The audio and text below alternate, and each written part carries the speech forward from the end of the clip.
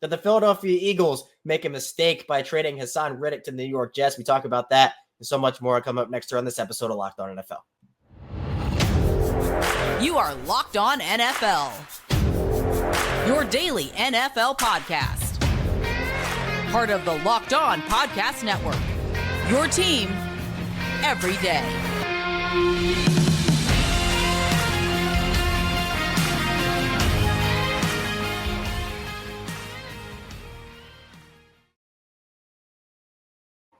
Welcome into another edition of the Locked On NFL podcast, your daily NFL podcast. I'm your host, Kevin Oestreicher, the host of Locked On Ravens and one of the many NFL experts here on our network. And here we are, another Monday edition episode. Of course, we are free and available 5 days per week, Monday through Friday. And also, thank you so much for making Locked On NFL your first listen each and every single day here on the Locked On Podcast Network, your team every day. Today's episode of Locked On Ravens is brought to you by FanDuel. Make every moment more. Right now, new customers get $200 in bonus bets with any winning final bet. That's $200 if your bet wins. Visit FanDuel.com/lockedon to get started. Crazy weekend, or I guess crazy last week, is we're bringing you the biggest NFL storylines over the course of the last week, and going to be very Haason Reddick oriented with both the Philadelphia Eagles and the New York Jets. First part of the show, we're going to be talking with Gino Cammilleri of Locked On Eagles about if the Eagles made a mistake trading away Haason Reddick. Then we'll move on to the second part of the show. John Butchko will give the Jets perspective on the move. Then finally, Chris Carter of Locked On Steelers will be joining us to talk about the continued offseason moves for the Steelers. I also, look, show goes on. If I'm sounding a little under the weather, it's because I am. I woke up with just about a 1 or 2 fever this morning. It's been rough, but look, the show goes on. So I'm powering through here. But I apologize if, again, it's not my usual excitement and enthusiasm. But we're powering through on Locked On NFL. So without any further ado, let's first get into our conversation with Gino Cammilleri of Locked On Eagles.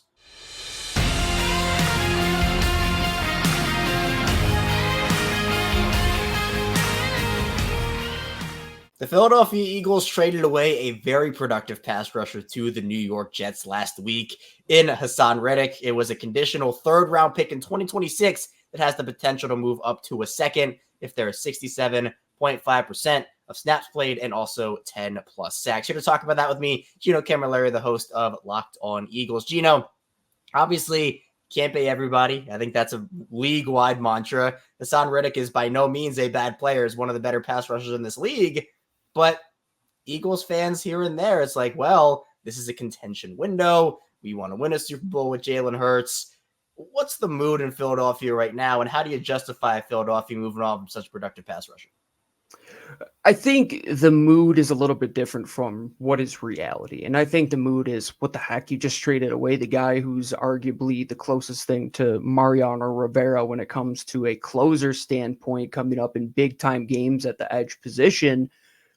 But at the same time, you got younger in acquiring Bryce Huff, who's just as explosive, if not more explosive off the edge. He's younger. You're going to probably pay him $6 million on the safe side less than what you are going to have to pay Haason Reddick. And you acquire a third and a potentially second round pick.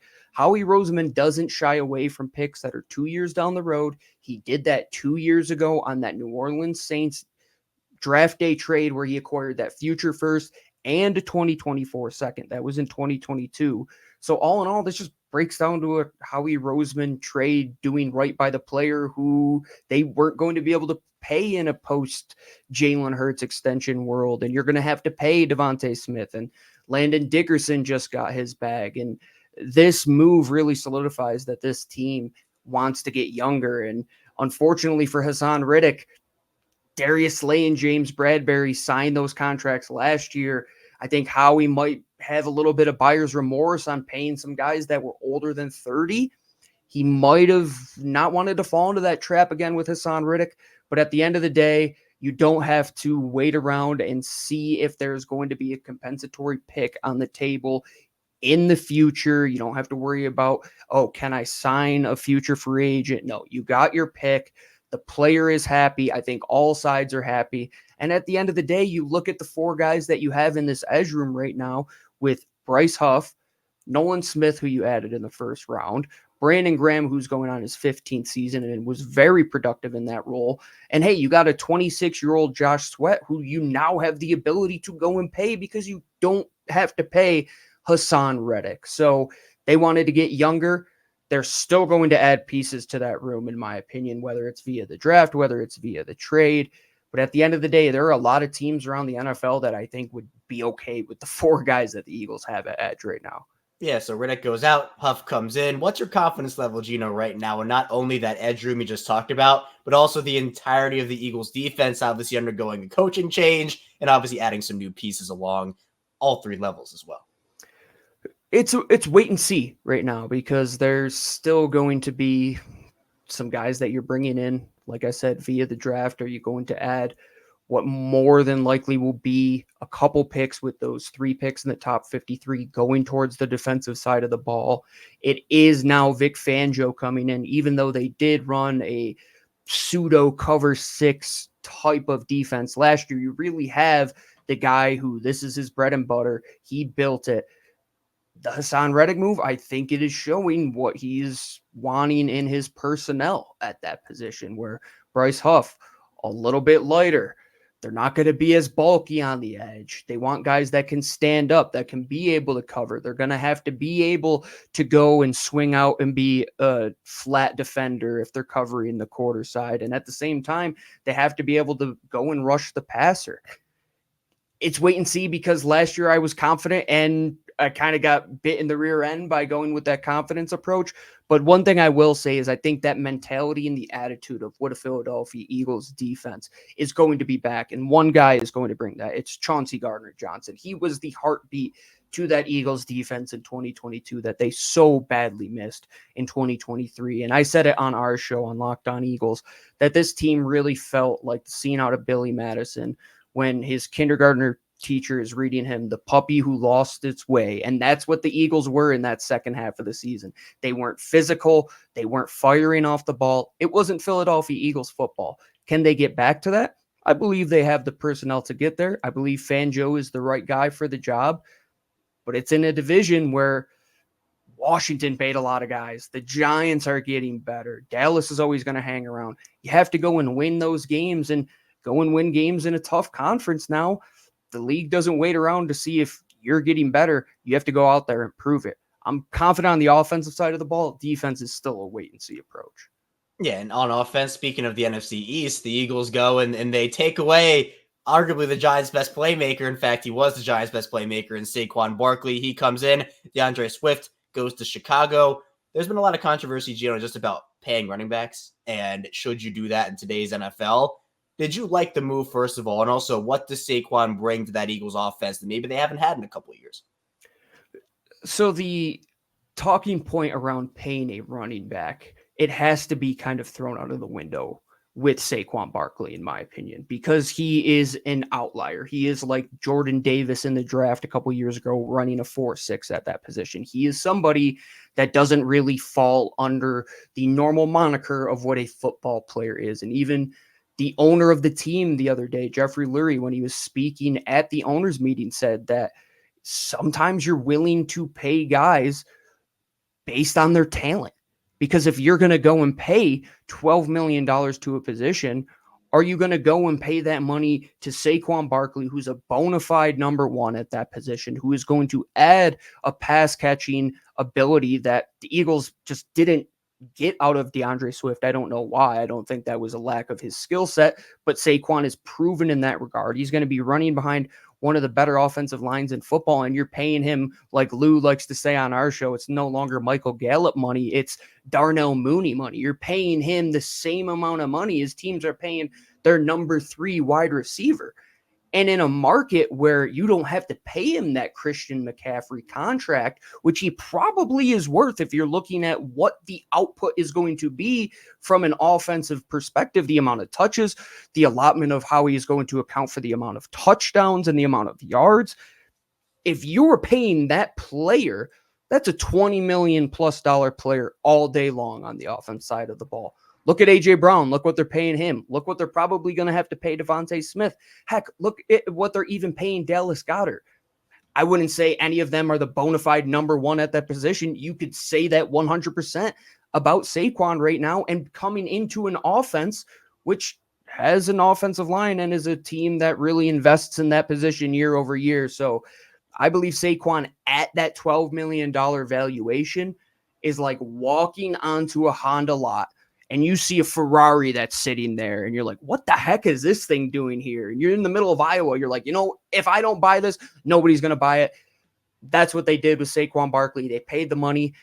And what you're going to see out of him now is this talking point of a force multiplier, of making everybody better. Because as good as DeAndre Swift was, he's not a guy that you're going to game plan for. I mean, heck, after contact last year, he was around 32nd to 34th in the league. He was towards the back end of creating yards after that initial contact and past the line of scrimmage. And Saquon really thrives in that area. He thrives of making guys miss. He thrives of having 3-4 guys having to come and bring him down. And heck, you want to take the burden away from Jalen Hurts taking some of these hits on the brotherly shove? Just let this guy go cash it in the red zone and just lay off of Jalen Hurts and allow your quarterback to stay upright. And I think it's a great move. We'll see how much they really feed him. He does have a lot of miles on the tire, but it's only 3 years. That's what you're paying him for. You know what the life of a running back is in today's day and age. It's not this long-term deal.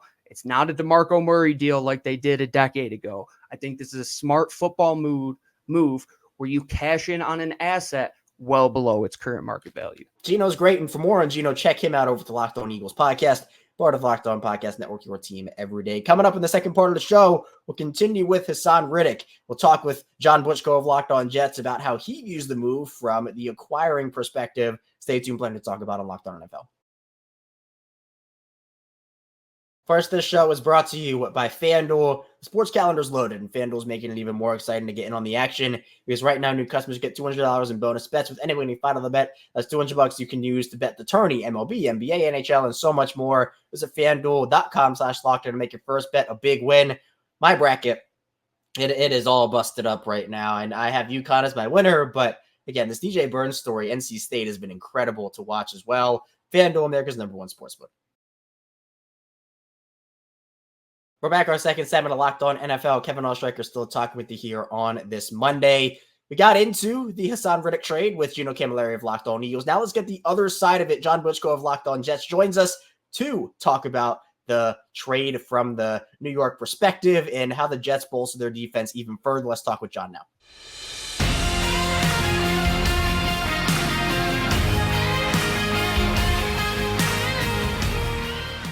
The New York Jets have been having one wild offseason, adding player after player and building a contender around Aaron Rodgers. Here to talk about that with me and much more Jets is John Butchko, the host of Locked On Jets. And John, seems like the big names just keep on flying in for the Jets. Every week it seems like a new name is coming in. And obviously the most recent one being Haason Reddick, who the Eagles trade to New York for a conditional third-round pick in 2026. So that obviously becomes a second if Reddick plays in 67.5% of snaps and has 10-plus sacks.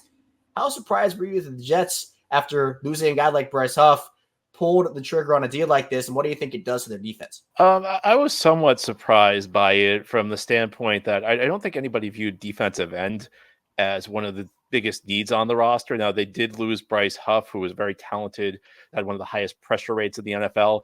It felt like the Jets were fine at the defensive end position. They had Jermaine Johnson.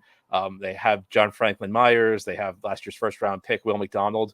But it was notable that they were in on a number of free agent defensive ends, including Jadeveon Clowney. So, I'm not sure I was expecting them to make a splash this big. They did, even if it's a 2026 pick, they did give up a day 2 pick to get Haason Reddick. But Haason Reddick is a great pass rusher. Since 2020, he has the 4th most sacks in the NFL. And I think there's a case to be made for making this move, even if it's not a weakness, because a guy like this who's a top-notch pass rusher, not just a good player, a guy who's been a great player the last 4 years, takes your defense to the next level.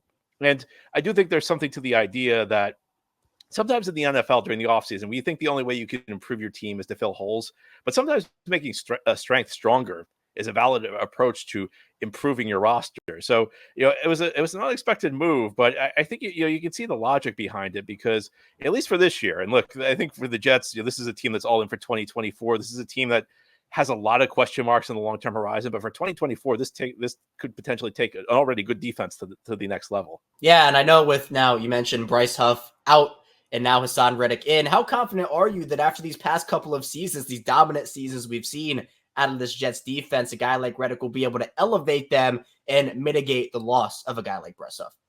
Yeah, I was already confident in the Jets defense. There were already a lot of good pieces around this roster on the defensive side of the ball.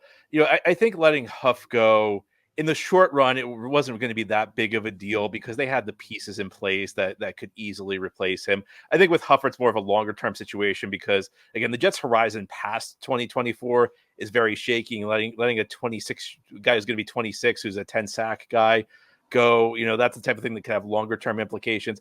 I already felt really confident in this defense, though. I mean, they have two legitimate stars in Quinnen Williams and Sauce Gardner at two of the critical spots on the defensive line with Quinnen Williams, and then a corner at Gardner. They have good players sprinkled around the defense. I've mentioned some of the defensive ends.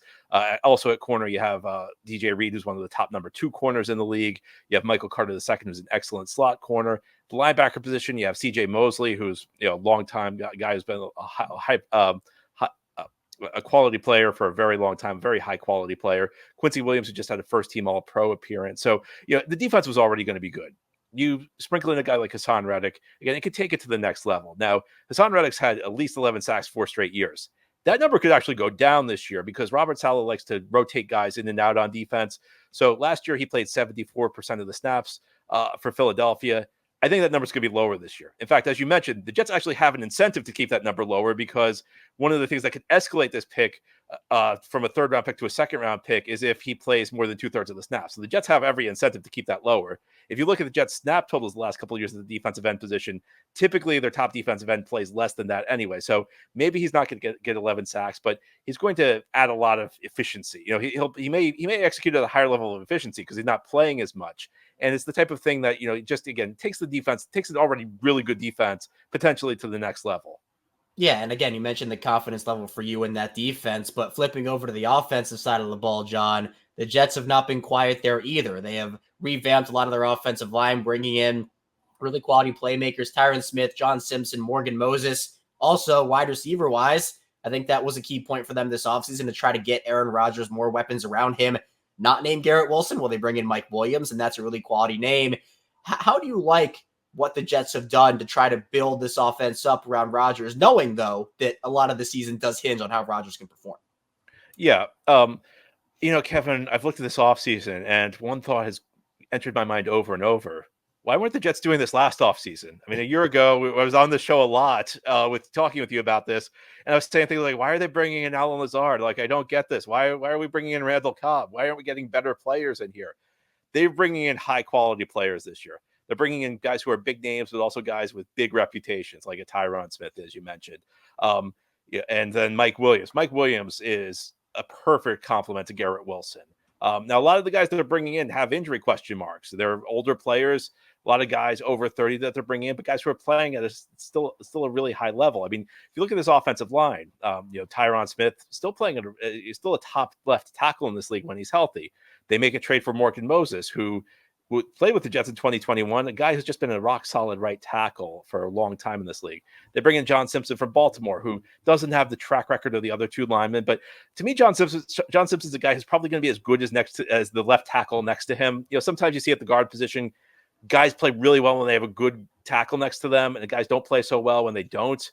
Jets actually had a good example of that, Laken Tomlinson, who was a really good player for San Francisco when he was playing next to Trent Williams. He comes to the Jets, he's playing next to Mekhi Becton and Dwayne Brown. And all due respect to Dwayne Brown, he's had an excellent career. The Jets version of Dwayne Brown was kind of like a washed-up version. Laken Tomlinson suddenly doesn't look so good. Well, John Simpson may not look great if you don't have a good left tackle next to him, but next to Tyron Smith, I think he's going to look really good. So it's all on paper. It's never a guarantee. Jets fans know this because Jets fans have had a lot of flashy off seasons over the last couple of years. But if you look at this team on paper right now, and if everybody stays healthy, and knock on wood, because they're depending on guys with injury risks. Tyron Smith, is a guy who hasn't played a full season without missing games since 2015. Mike Williams coming off a torn ACL. But if everybody stays healthy and if everybody plays to potential, this could be a really good offense this year. John's great. And for more on John, check him out over at the Locked On Jets podcast, part of the Locked On Podcast Network, your team every day. Still got a lot to dive into on Locked On NFL. Coming up, Chris Carter of Locked On Steelers will be joining us to talk about the Steelers' busy offseason. Stay tuned, plenty to get to on Locked On NFL. First, this show is sponsored by BetterHelp. What's the first thing you do if you had an extra hour in your day? Would you go for a run? Would you take a nap, read a book, show up for a friend? A lot of us spend our lives wishing we had more time. The question is, time for what? If time was unlimited, how would you use it? The best way to squeeze that special thing into your schedule is to know what's important to you and make it a priority. Therapy can help you find what matters to you so you can do more of it. Therapy has a ton of big benefits, such as learning positive coping skills, how to set boundaries, it can empower you to become the best version of yourself. And it isn't just for those who've experienced major trauma, it's for everyone. If you're thinking of starting therapy, give BetterHelp a try. It's entirely online, designed to be convenient, flexible, and suited to your schedule. All you have to do is fill out a brief questionnaire to get matched with a licensed therapist and switch therapists anytime for no additional charge. Learn to make time for what makes you happy with BetterHelp. Visit BetterHelp.com/LockedOn today to get 10% off your first month. That's BetterHelp, HELP.com/LockedOn.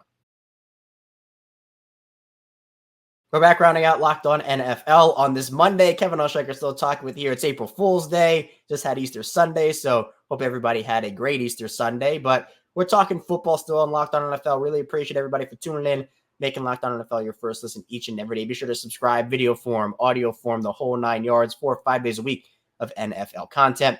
Let's get into our conversation with Chris Carter now of Locked On Steelers as we talk about Pittsburgh's busy offseason.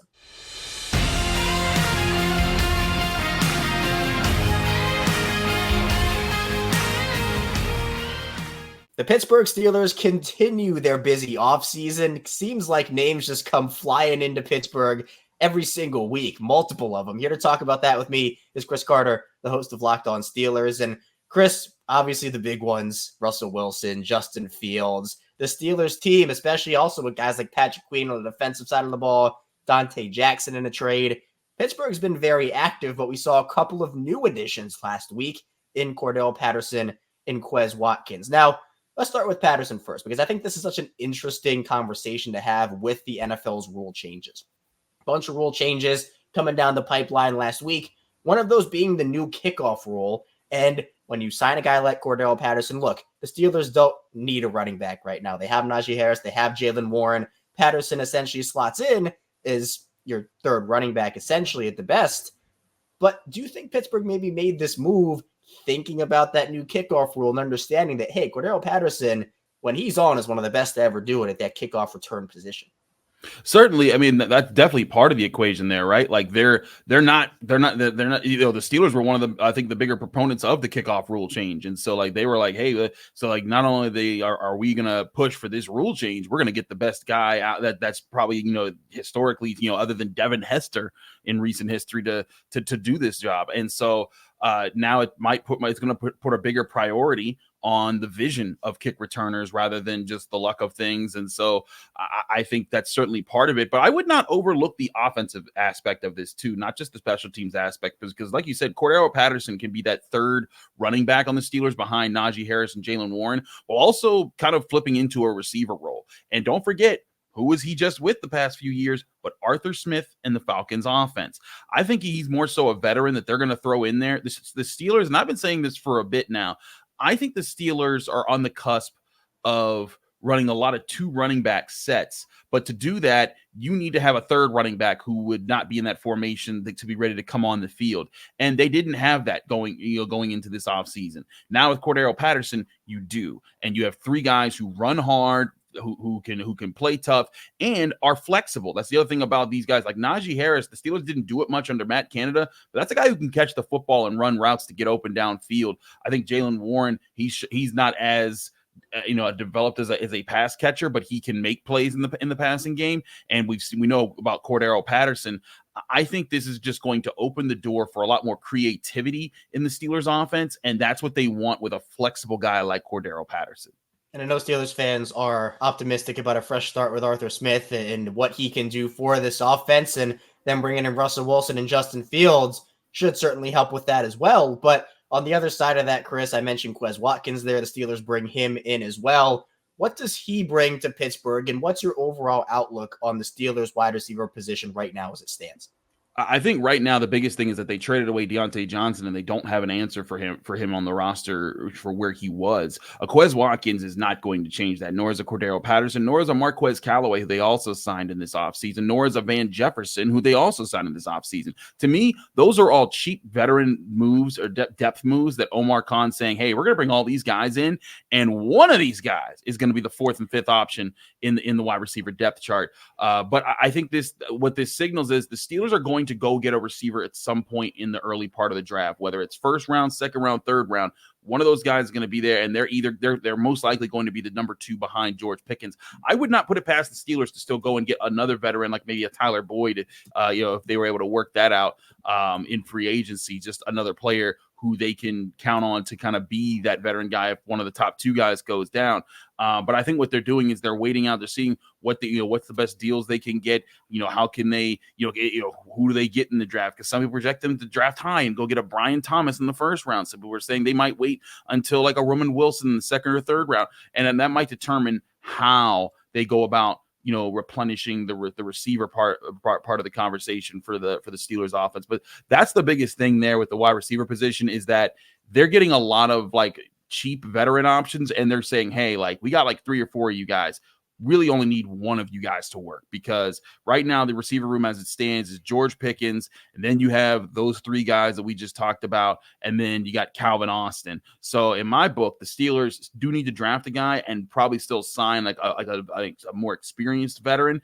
But another thing to remember is that Arthur Smith's offense that it's projected to be is, don't think back to what he did in Atlanta. Think back to what he did for Tennessee. And that was a lot of running the ball, a lot of play action. And in those formations, you don't use as many wide receivers, especially when we're just talking about 2 running back formations. You got 2 running backs out there. You got 2 receivers out there. You don't got 3 receivers out there most times with 2 running backs. So, I think that's where the Steelers are going to be for a lot of this year. They're not going to have as many wide receiver heavy formations. They'll have some, but I still think that they draft one early and they still might sign another one. I don't think that the smattering of cheap veteran options deters that play. And speaking of the draft, you mentioned that, Chris, Steelers picking 20th in this year's 2024 draft. How do you see them kind of maneuvering that? Do you expect them to trade down? Do you expect to trade up? Do you expect them to stick and pick? And if there's any other position that you'd expect them, we talked wide receiver. I know offensive lines have been a big circle point for the Steelers this offseason. Where do you see them trying to prioritize? I think that right now their priority is the offensive line. Mike Tomlin, talked about it at owners meetings, like saying like, hey, we want to win with our bigs. It's like, okay, but that's the group that you have not invested in yet this offseason. And they let go of Mason Cole at center. So I think what the Steelers do is they go into the first 2 rounds. Their goal in the first round is to try to get either a top flight corner or a top flight offensive tackle. They get one of those 2, they've won there. Then I think that within the second round, if they get one of those guys, they're going to try to get a center. And that's where it's going to be. Can they get Zach Frazier? Does Jackson Powers Johnson fall a little bit? Is Cedric Van Pran the guy? Those are going to be the options they explore. But make no mistake, I put it in a very high likelihood that in the 4 picks that the Steelers have in the first 3 rounds of this draft, 2 of them will be offensive linemen, 1 most likely a center and 1 most likely a tackle. Chris is also incredible. And for more on Chris, check him out over at the Locked On Steelers podcast and right here on Locked On NFL, part of Locked On Podcast Network, your team every day. That's all I have for you today on this episode of Locked On NFL. Thank you so much for tuning in. Coming up tomorrow, more NFL content with your Tuesday host. So be sure to stay tuned. We'll see you right back here tomorrow on Locked On NFL.